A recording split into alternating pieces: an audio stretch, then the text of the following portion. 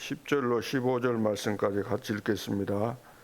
그때 다메섹에 아나니아라 하는 제자가 있더니 주께서 환상 중에 불러 이르되 아나니아 하시거늘 대답하되 주여 내가 여기 있나이다 하니 주께서 이르시되 일어나 직가라 하는 거리로 가서 유대의 집에서 다수 사람 사울이라는 사람을 찾으라. 그가 기도하는 중이니라. 그가 아나니아라 하는 사람이 들어와서 자기에게 안수하여 다시 보게 하는 것을 보았느니라 하시거늘 아나니아가 대답하되 주여 이 사람에 대하여 내가 여러 사람에게 듣사온즉 그가 예루살렘에서 주의 성도에게 적지 않은 해를 끼쳤다 하더니 여기서도 주의 이름을 부르는 모든 사람을 결박할 권한을 대제사장들에게서 받았나이다 하거늘 주께서 이르시되 가라 이 사람은 내 이름을 이방인과 임금들과 이스라엘 자손들에게 전하기 위하여 택한 나의 그릇이라. 아멘. 2026년 이제 2월 달도 마지막 주를 맞이했습니다. 한 해 시작한 지 엊그제 같은데 벌써 이제 2달이 지나가는 이런 상황입니다. 초대교회는 세상적으로 본다면은 연약한 자들, 또 무식한 자들, 배경 없는 자들, 힘 없는 자들이 모였는데 그들이 세계 복음화했습니다. 그 말이 무슨 말이죠? 그들의 능력으로 세계 복음화한 것이 아니다는 겁니다. 그래서 말씀하셨어요. 세계 복음화하기 위해서는 성령 충만 받아야 된다. 성령 충만 받을 때까지 예루살렘 떠나지 말고 내게 약속한 성령으로 충만케 하시겠다는 그 약속 붙잡고 기도하라는 겁니다. 그래서 성령 충만이 임할 때까지 그 절대 망대가 만들어져야 되는 거죠. 절대 망대가 만들어지니까 하나님의 시간표 되어져서 이제 성령 충만이 임하게 되고 성령 충만 속에서 성령의 인도받고 이제 세계 복음화가 진행되는 그것이 절대 여정이고 중간중간 시간표 따라서 하나님의 시간표 따라서 이정표가 만들어지잖아요. 그래서 최초로 예수가 그리스도라는 사실을 베드로가 증거하잖아요. 은과 금은 내게 없지만 내게 있는 것으로 내게 주노니 나사렛 예수 그리스도 이름으로 걸으라.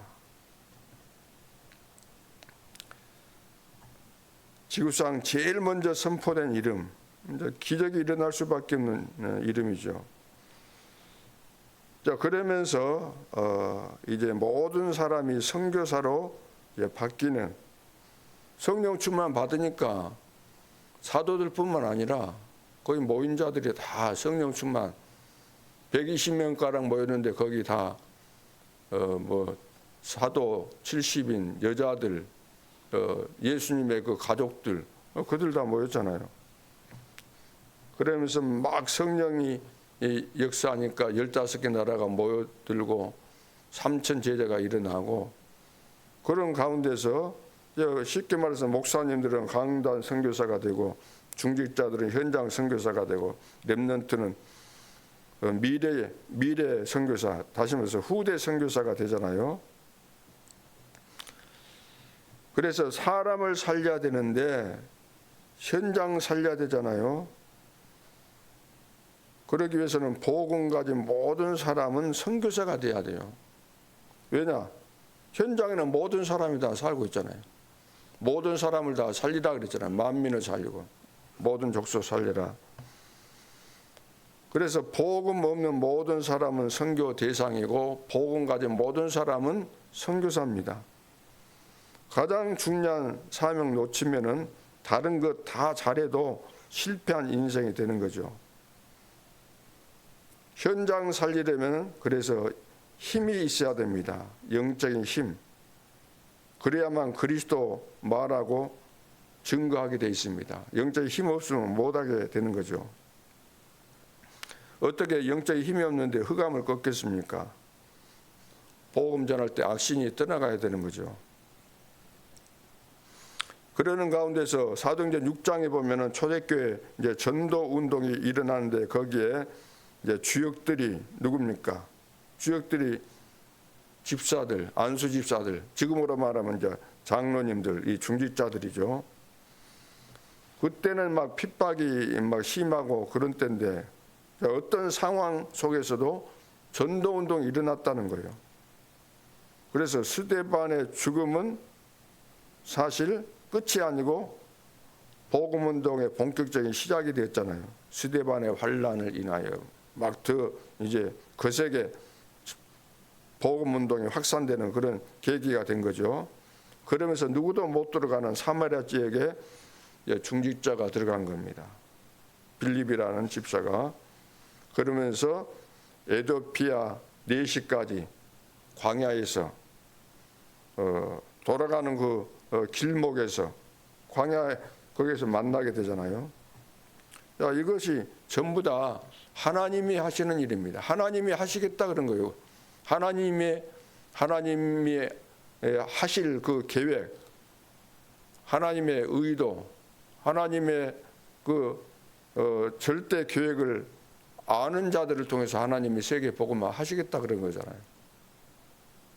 그래서 내가 하는 것 같지만 내가 하는 것이 아니고 우리는 하나님이 말씀하셨고 하나님의 계획을 알고 하나님이 하시는 역사를 알고 그래서 믿음을 가지고 그 말씀에 정확한 미션을 붙잡고 흐름을 타고 가고 있으면은 하나님이 나를 통해서 해 가시는 거죠. 그런데 역사 일어나면 이 사실을 모르는 사람은 내가 했다고 착각을 하는 겁니다. 그것이 교회사의 문제가 되는 거죠. 늘 어느 지역이나 어느 교회든지 꼭 문제는 거기에서부터 발생하는 것이죠. 그래서 하나님이 하시는 것이구나. 하나님은 지금도 살아계시고 지금도 역사하시구나. 하나님이 모든 것을 준비하시고 하나님이 이루어 나가시는구나. 착한 일을 시작하신 이가 그리스도 예수의 날까지 이루신다 그랬잖아요. 이루신다 그랬잖아요. 세계복음화 이루어 가신다. 성령 충만 받으면 땅끝까지 내 증인이 되리라. 될 것이다. 그래서 오늘 이제 사과 마지막 과에 미션의 대전환입니다. 미션의 대전환. 하나님이 다 준비하신 거예요. 지금 바울을 꺾어야 되는 것이 하나님의 계획인데 아무 데서나 꺾지 않고 지금 다메섹 도상으로 가고 있잖아요. 왜냐? 예수 믿는 사람들 핍박하기 위해서 공문까지 받아가지고 정식으로 이제 가고 있는데 왜 다메섹에서 꺾었는가? 다메섹에 아나니아가 있기 때문에 하나님께서 그렇게 의도해서 이제 그 역사를 이루어 가시는 거죠. 그래서 그리스도와 이제 이 바울의 만남이 거기서 일어나죠. 그 길목에서 다메섹 도상에서 일어나잖아요. 하나님 준비하신 겁니다. 그리고 바울을 꺾고 하나님이 아나니아를 보내는데 아나니아가 주춤하고 있잖아요. 주춤거리잖아요. 왜 주춤거리죠? 소문 듣고 이 사람은 나도 알지만 지금 핍박자로서 정식으로 공문 받아가지고 또 핍박하기 위해서 오고 있다는 걸 다 이제 정보도 듣고 다 알고 있잖아요. 13절에 아나니아가 대답하되 주여 이 사람에 대하여 내가 여러 사람에게 듣사온즉 그가 예루살렘에서 주의 성도에게 적지 않은 해를 끼쳤다 하더니 여기서도 주의 이름을 부르는 모든 사람을 결박할 권한을 대제사장들에게서 받았나이다 하거늘. 이 말을 하는 이유가 뭐겠어요? 왜 나에게 그런 핍박자에게 보냅니까? 그 말이에요. 그 앞에 가라고 했는데 다 꺾어놨다. 가라. 너가 가서 기도해 주면 된다. 이미 바울이 너가 와서 기도해 줄 것을 다 보고 있다. 하나님께서 역사하셨기 때문에. 그럼에도 불구하고 머뭇거리고 주저한다는 거예요. 이건 뭐죠? 이것이 바로 편견이에요. 선입견. 이거에 무서운 겁니다. 그러니까 다시 말씀합니다. 주께서 이르시되 가라, 이 사람은 내 이름을 이방인과 임금들과 이스라엘 자손들에게 전하기 위하여 택한 나의 그릇이라. 우리가 얼마나 기도 많이 합니까? 뭐 고함 지르고 기도하고 뭐 밤낮으로 기도하고, 기도만 하는 거예요. 기도만 할 뿐이에요. 말씀이 내 속에 들어와서 각인 뿌리 체질되고 내 영혼 속에 절대 망들어 서져야 되는 것이 중요한 것이지, 기도했다는 것 자체가 중요한 거 아니잖아요. 마음으로 믿고 의에 이르고 입으로 신하여 구원에 이르고, 진짜 우리 하나님의 말씀을 들었으면 내 영혼 속에 그 말씀을 각인시키고 내가 말씀화가 돼야 되잖아요. 내 인격이 말씀화가 돼야 되잖아요. 말씀의 사람으로 그리스도인이 돼야 되잖아요. 그래야 되는데 속에는 안 바뀌고 입만 바뀌어. 입으로 말하는 것만 한다 그 말이에요. 마음이 안 바뀌는데, 인격이 안 바뀌고 영혼이 안 바뀌는데 무슨 전도운동이 일어나겠습니까? 전부 다 동기 가지고 덤벼들기 때문에, 동기라는 그것이 이제 그 거품인데, 거품이 빠지고 나면 본색이 다 드러나게 되는 거잖아요. 안 되게 돼 있는 겁니다. 미션의 대전환. 그래서 아나니와 바울이 만나게 되잖아요. 다 하나님이 준비하시는 그 만남입니다. 10장 1절로 45절에 보면 고넬료와 이 베드로의 만남, 여기서도 그러잖아요. 베드로가 너무나 잘 안 깨달아진 거예요. 환상을 막 보여줘야 되고 거부하고 그랬잖아요. 나는 도무지 그거 부정한 음식 안 먹습니다. 그러면서 얼마나 유대인들의 그 율법 사상이 찌들어져 있냐 그 말이에요. 이렇게 안 되는 거예요. 그래도 하나님께서 막 강권적으로 역사하니까 안 될 수가 없죠. 억지로 가서 이제 복음 전하고. 사도행전 11장 1절로 18절, 또 여론과 분위기로 복음운동을 비난하면서 가로막는 이 중직자들, 그때 막 구차게 베드로가 변명하고 그러잖아요. 그래서 11장 19절 30절에 이제 안디옥 교회가 탄생하게 되는데, 안디옥의 시대 전환점을 하나님 주십니다. 근데 여기서도 그거 나오잖아요. 19절에 자, 그때 스데반의 일로 일어난 환란으로 말미암아 흩어진 자들이, 자, 핍박 때문에 흩어졌잖아요. 제자들이죠. 성령 충만을 다 체험했죠. 놀라운 역사들 다 보았죠. 그래서 흩어지면서도 제자들이니까 이제 복음을 전한 거예요. 흩어진 자들이 베니게와 구브로와 안디옥까지 이르러 유대인에게만 말씀을 전하는데, 보세요. 이것이 자기 속에 들어가 있는 이제 각인뿔이 체질된 거예요. 이게 편견, 다른 말로 한다면 선입견, 이게 있는 거예요. 무서운 거잖아요. 처음 들어가 있는 거예요. 근데 그 중에 구보로와 구레네 몇 사람이 안디옥에 이르러 헬라인에게도 말하여 주 예수를 전파하니, 이거 당연한 거 아니에요. 예루살렘과 온 유대와 사마리아와 땅끝까지 이방인들에게도 복음 전하라는 말씀이잖아요. 1장 8절이 성령 충만 주신 목적이 그것이고, 그래서 헬라인에게도 말하여 주 예수를 전파하니 하나님이 얼마나 기뻐하셨든지 주의 손이 그들과 함께 하심에 수많은 사람들이 믿고 주께 돌아오더라. 진짜 성령 충만 받고 성령의 인도를 받아야 됩니다. 캠프가 뭡니까? 이거 캠프지. 다른 것이 캠프예요. 캠프한다. 첫 주에 뭐하고 둘째 주에 뭐하고 마지막 주에 뭐하고, 그것이 중요한 거겠어요. 이 성령 충만한 그 자체가 캠프지요. 성령 충만 받는 목적이 성령의 인도받고 하나님 준비하신 제자 만나기 위해서 하는 거잖아요. 그래서 초대교회는 캠프가 된 거예요. 성령 충만이 캠프예요. 성령 충만 따로 있고 또 캠프 따로 있고가 아니고, 성령 충만 따로 있고 성령의 인도받는 거 따로 있고, 그러니까 다 따로 노는 거죠. 이게 국밥입니까? 따로 놀게. 되게 돼 있는 것인데,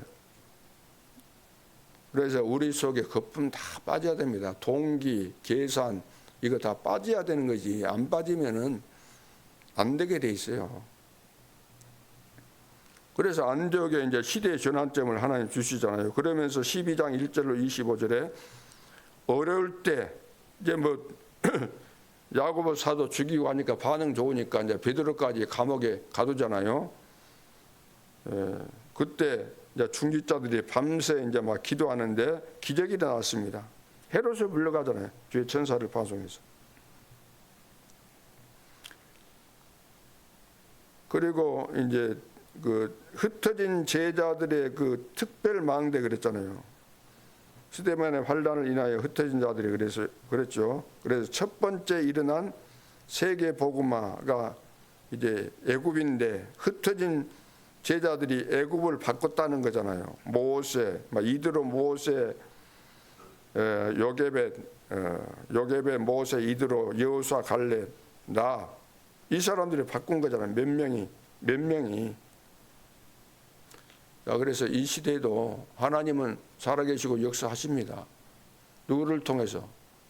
몇 명의 제자들을 통해서 한 나라를 살렸던 것처럼 우리 지역도 마찬가지예요. 2, 3, 7, 5천 정도 막 큰 교회들이 떼거리로 사람들이 몰려가야만 되는 거 아니고 하나님께서 준비한 제자 일어나면은 준비된 제자 만나게 하시고 2, 3, 7 살리고 5천 정도 살리게 되는 겁니다.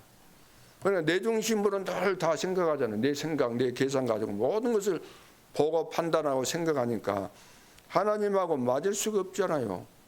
형식은 가지고 있지만 폼은 잡고 있지만 등은 가지고 있지만 기름이 없는. 그래서 성령 충만 받아서 오늘 미션의 대전환 하나님이 준비하신 곳을 따라서 가면은 다른 사람이 볼 때는 상상을 초월하는 그런 일들이 일어나는 거죠. 절대 불가능이 절대 가능으로 나타나는 증거들이 일어나게 되어 있습니다. 오늘도 하나님은 나를 통해서 이 지역을 살리고 2, 3, 7, 5천 종족을 살리기 위해서 완벽하게 준비하셨습니다. 그 준비된 축복을 누릴 수 있는 특권은 다른 데 있는 것이 아니고 내가 뼛속 깊이 내 영혼으로 하나님을 정말로 믿고 사랑하고 하나님의 언약이 성취될 것을 확신하고 하나님의 능력이 지금도 임한다는 분명한 믿음을 가지고 주님 앞에 서야만 일어나는 증거들입니다. 우리가 여수 전 지역을 놓고 세 지역을 나눠서 지금 캠프를 진행하고 있습니다. 어떻게 할 것인가? 오늘 답 다 나온 거잖아요. 이리 하면 되는 겁니다. 구원받을 자가 우리 지역에 없겠습니까? 제자가 없겠습니까? 많은 제자들이 준비되어 있습니다. 믿음으로 도전하고 승리할 수 있기를 주님의 이름으로 축복합니다. 기도드리겠습니다. 하나님 은혜를 감사드립니다. 우리를 선택하셨고 우리를 부르셨는데 우리가 훌륭해서가 아니고 우리가 능력자라서 부르신 것이 아니고 우리가 세계 복음할 수 있는 그런 놀라운 증거들 또 능력 이것이 있어서가 아니고 하나님께서 부족하지만 연약하지만 우리를 통해서 세계 복음하시기 위해서 부르셨습니다. 하나님이 지금도 살아계시고 세계 복음화 역사 이루어 가시는 놀라운 역사들을 저희들이 영적인 눈이 열려서 보게 해주시고 우리가 할 일은 하나님의 언약을 정확하게 붙잡고 믿음으로 기도하고 그 언약을 붙잡고 성령의 인도 따라 세밀하게 인도받기만 하면은 준비된 응답과 축복을 누린다는 이 비밀을 다시 한번 회복하게 도와주시고 믿음으로 사실적인 증거 응답들이 일어날 수 있도록 축복하여 주옵소서. 오늘도 모든 성도들이 예배를 통해서 새 힘을 얻게 도와주시고 살아계신 주님을 체험하게 도와주시고 한 주간 동안 응답 받을 수밖에 없는 미션을 붙잡는 중요한 시간표가 될 수 있도록 역사해 주시고 하나님께서 왜 나를 부르셨는지 나를 통해서 무엇을 하시기를 원하시는지 하나님 앞에 참된 미션을 붙잡기 위해서 던져야 될 중요한 미션을 마음 중심으로 참된 대화 속에서 찾아낼 수 있도록 인도하여 주옵소서. 지금도 살아계신 주 예수 그리스도 이름으로 기도하옵나이다. 아멘. 하늘에 계신 우리 아버지여,